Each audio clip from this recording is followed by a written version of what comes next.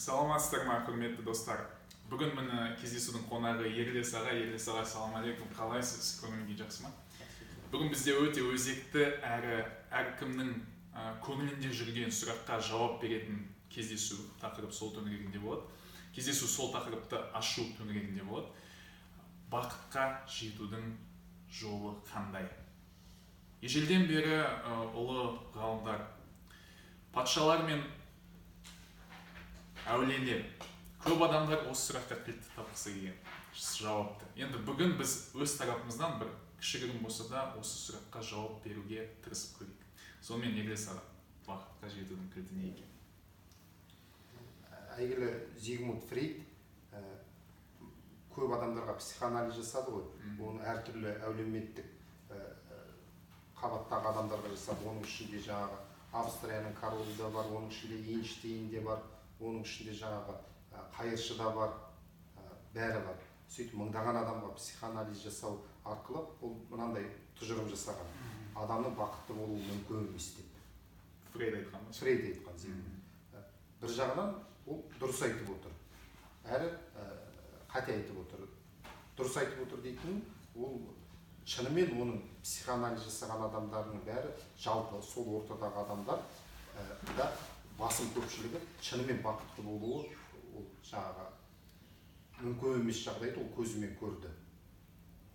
Барлық адамға өзінің толық жан дүниесін ашып, бүкіл жаңағы өзінің бет пердесін шешіп, ішкі жаңағы санасының түкпіріне кіргенде, ол адамдардың бақытсыз екендігін көрді, зерттеген. Бақытты бірде-бір адамды кездестірген жоқ. Сол тұрғыдан ол рас айтып отыр. Бірақ қазір заман өзгерді ғой. Фрейд айтқаны актуально ма қазір? Иә, ол әлі де өзекті. Ол заманға тікелей қатысы да жоқ. Ал Фрейдтің қателесіп отыр деп айтуының бір себебі, ол шынымен жаңағы құлдық санадан құтылған адамды ол алдына кездеспеген. Өйткені ондай адамдардың саны өте сирек. Олар жаңағы психоанализ жасатуға ондайға бармайды да. Сол тұрғыдан ондай адамдарды кездестірмегендіктен оны қателігі. Негізі бақыт мен мүмкін деп есептеймін. Ол жаңағы Фрейдтің мүмкін емес дегендігіне толық келісе алмаймын. Ол мүмкін емес басым көпшілік адамдар үшін. Ол адамның қандай әлеуметтік сатыда тұрады, қандай заманда өмір сүріп жатыр, бай ма кедей ме, оған байланыссыз айтып отыр біз.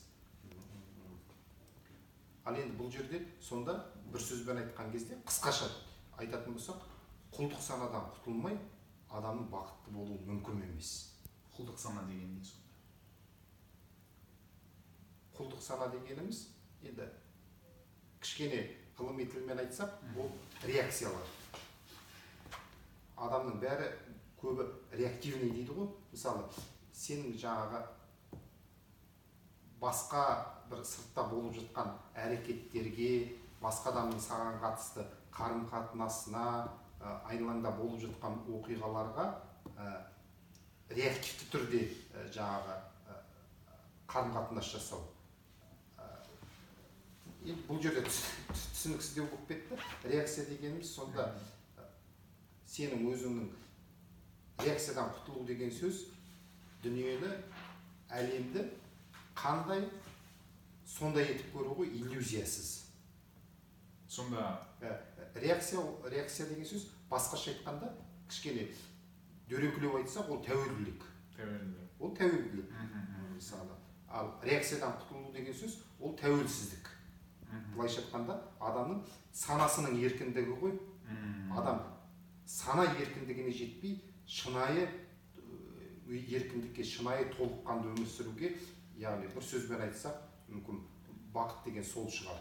Реакциядан қалай құтыламыз? Реакцияның бәрі, реакциядан қалай құтылу үшін, реакцияның қалай пайда болатынын механизмін түсіну керек та. Айтып жеңіз. Енді ол реакция адам туғаннан бастап өмір бақи адамда реакция қалыптасумен өтеді. Мысалы, әсіресе бала кезде, мысалы, бала келе жатыр, біреу ит жетектеп келе жатыр, мысалы, иті жаңа балаға ырылдап жаңағы атылады. Бала оған дейін, мысалы, ондайды көрмеген. ит дырылдаған кезде табиғат эволюция солай жасаған. Бірінші адамның денесінде бір сезім пайда болады, денесінің бөлігінде. Сол бөлімге қатысты жаңа мидың реакциясы болады. Анда жаңа оқиға егер бірнеше рет қайталанып кетсе, әсерлі қайталанып кетсе, одан кейін қайталанбаса да, жаңа балада сол әрекетке қатысты, немесе сол әрекетке ұқсас әрекеттерге қатысты реакция пайда болады. Яғни жаңа балада жаңа иттен қорқу деген сияқты. Бұл енді реакцияның ең қарапайым түрлері.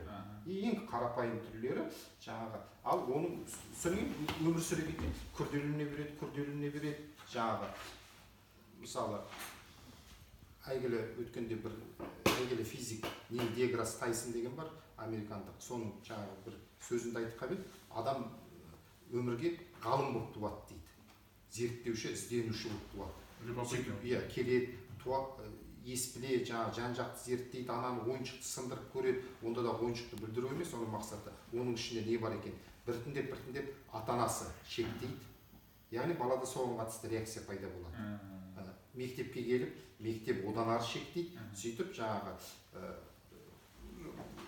бірнеше жылдың ішінде, мектептің ішінде жаңағы туа біткен жаңағы зерттеушілік, ізденушілік, ғалымға тән қасиеттерінің бәрін жұрдай болып шыға келеді. Оның бәрі жаңағы реакциялар жабады. Сен мысалы бір оқиғаны ойлап түнімен ұйықтамай шығасың.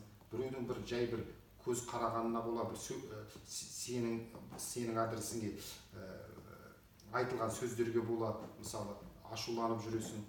Соған бола жаңағы ұйқың бұзылуы мүмкін. Соның бәрі реакция. Ол дене арқылы жүретін негізі механизм. Ал жалпы қазіргі мысалы батыстық ғылымдардың зерттеулерімен әртүрлі бағыттағы және ертеден келе жатқан шығыстық тәжірибелердің біріктіруі арқылы мен ойлаймын, солардың бәрін біріктіріп бір структуризация жасаса, негізі бақыттың кілті бар. Просто әркім әр жерде әртүрлі қырынан ашқанда бұл кілтті. Мысалы Майкл Ньютон деген жаңағы Оксфордтың профессор, жанында тағы бір профессор бар. Өзінің зерттеулерін жариялады. Мысалы, жаңағы орысша айтқанда осознанность дейді. Ол жаңағы иллюзиядан құтылу жайлы. Сол арқылы қазіргі ғылыми методология арқылы ол ертеден келе жатқан шығыстың випассана деген медитациясының бір түрі бар.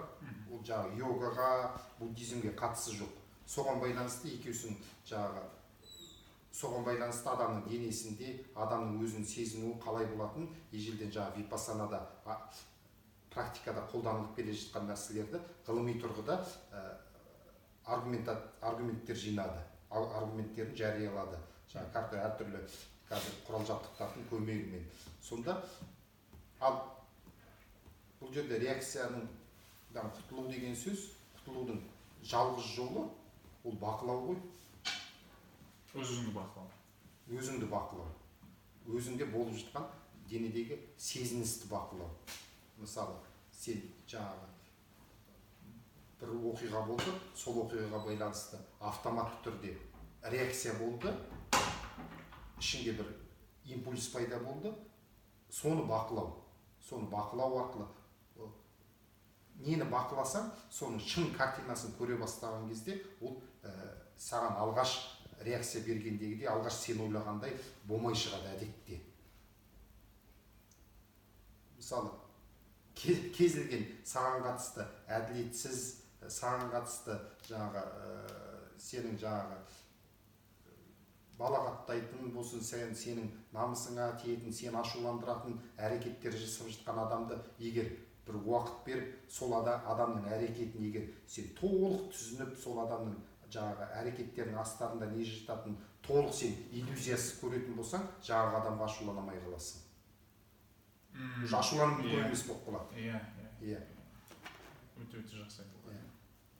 Бұның бәрін енді тек қана бақылау дегеннің өзі үлкен дағды керек, оған адам арнайы дайындалу керек. Ол мысалы жылдар бойы жаттығу арқылы ғана келуі мүмкін. Сондықтан сол себепті мен мен сол себепті сенемін, ол адамның бақытты болуы мүмкін екендігін, құлдық санадан құтылуы мүмкін екендігін. Мысалы кейбір адамдарды тіпті ойлаймын, айналада өзім кітабын оқып жүрген мынау құлдық санадан құтылған адамға ұқсайды деп. Мысалы толық құтылмаса да, мысалы соның жоғары деңгейіне жеткен. Мысалы Шыңғыс Айтматовты бір рет ойладым, ол 91 жылы президент болудан бас тартты ғой, халықтың алдында үлкен беделі бар. Ал жаңағыдай биліктің буынан өз еркімен бас тарта білу, ол шынымен болса істей алатын еді, ол анық. Ал биліктің буынан өз еркімен бас тарту өте қиын нәрсе. Ол сол қиынды үлкен күшпен жеңгендігінде емес, оның құлдық саналық деңгейінің төмендігінен бас тартқан шығар. Мысалы менің бұл гипотеза, мүмкін ондай демес шығар. Сол сияқты мысалы адамдарды мен үш топқа бөлемін. Бірінші топ жаңағы құлдар, қатыссыз. Ол бастық па, жоқ қарапайым қызметкер ма, миллиардер ма, жоқ қайыршы ма, оған қатыссыз. Статусына қатысты емес. Статусына қатысты емес. Құлдар өзінің құл екенін білетіндер. Ол екінші саты. Құл екенін білетіндер, соның ішіндегі жоғарғысы құлдық санадан құтылудың дәмін көргендер. Жаңағы құл екенін білетіндердің ішіндегі. Құл екенің ішінде, соның ішінен ғана шығады дәмін көргендер. Үшінші деңгей жаңағы бақытты адамдар, яғни құлдық санадан құтылған адамдар. Жақсы. Яғни қазір мысалы, қазір көріп отырған адам, сонда мен құлдық сатадан құтылудың бір 3 сатысын айтып беріңізші, ертеңнен бастап құтылғым келеді, не істеуім керек деп сұрақ қойса, не деп жауап берер едіңіз? 3 сатысын деп айтайық. Бұл жерде не істеуім керек деген сұрақтан гөрі қандай болуым керек деген сұрақ мысалы орын дәлірек сияқты. Біріншіден, бойыңда күнде мыңдаған импульстар келіп жатады. Бір жерде бір сөзді айтып жібергің келеді, бір жерде бір нәрсеге ашуланғың келеді, бір жерде қажетті нәрсені ерініп істегің келмей қалып жатады. Сондай бойыңда болып жатқан импульстардың бәрін сезіну керек. Оған өзіңнің басында болып жатқан жоқ, сен бір зерттеп жатқан бір объектіңнің жаңағы бойында болып жатқан ғалым сияқты қарауың керек та. Ғалым сияқты қарау үшін ол ғалым болу шарт емес. Сен сыртқа басқа бір адамға қарап жатқан сияқты, онымен күресіп те емес. Мынандай импульс менде дұрыс емес деп те емес, дұрыс деп те емес. Оған кәдімгі факт ретінде қарай білуден бастау керек. Өз-өзін танудың бірінші. Онда да барлық нәрсені үйтіп қамти алмайсың. Күніне 1-2 рет қана сондай нәрсені көріп қалуы мүмкін. Сөйтіп көре берген кезде кейде жаңағы бір істеймін деп отырған нәрсеңді оп-оңай жаңағы өзіңді өзің ұстай алмай ашуланып айтқың деп тұрған нәрсе болуы мүмкін. Бұл қарапайым мысалдары. Одан күрделі нәрселер бар ғой, одан гөрі сондай нәрселерді жаңағы оп-оңай жеңгеніңді өзің байқамай қаласың. Сол кезде сен шын мәнінде еркіндікті сезінесің. Бұл соның жаңа дәмін көру, құлдық санадан. Ал бұл тұрғыда дәмін көру демекші, будың 3 түрі бар деп есептеймін мен. Бу деп мен метафорамен айтып отырмын. Біреуі ақшаның буы. Так, бұл жақсы. Ақшаның буы. Мысалы адам жаңағы көп ақша тауып сөйткен адам, ол ақша үшін көп нәрседен аттап өте алады. Бірақ барлық нәрседен емес. Мысалы жақын досын, жақындарын ақша үшін сатпауы мүмкін.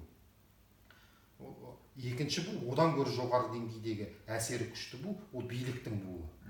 Ол өзінің деңгейінде бір қарапайым бір бөлімнің бастығы болуы мүмкін, мектептің директоры болуы мүмкін, ауданның әкімі болуы мүмкін.